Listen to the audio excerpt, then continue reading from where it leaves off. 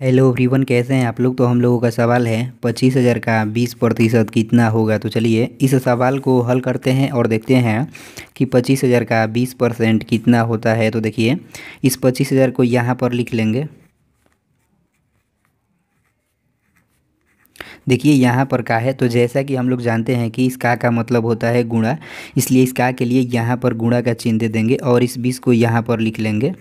देखिए यहाँ पर प्रतिशत का चिन्ह है, तो आप लोगों को जानकारी के लिए बतला दें कि इस प्रतिशत के चिन्ह का अर्थ होता है 1/100।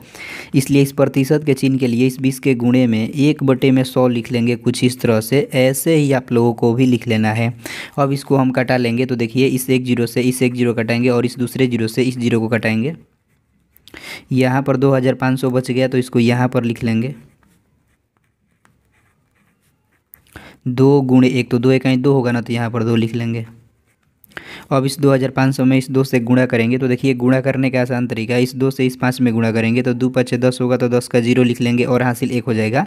अब इस 2 से इस 2 में गुणा करेंगे तो 2 दूनी के 4 होगा और 4 में 1 हासिल जोड़ेंगे तो 5 हो जाएगा, तो यहाँ पर 5 लिख लेंगे।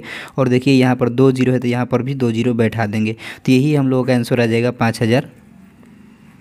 आप लोगों को हम जानकारी के लिए बतला दें कि आप लोग इस सवाल को इस तरह से भी समझ सकते हैं कि 25,000 रुपये का 20% कितना होगा। तो जब हम लोग 25,000 रुपये का 20% निकालेंगे तो यही 5,000 रुपये आएगा।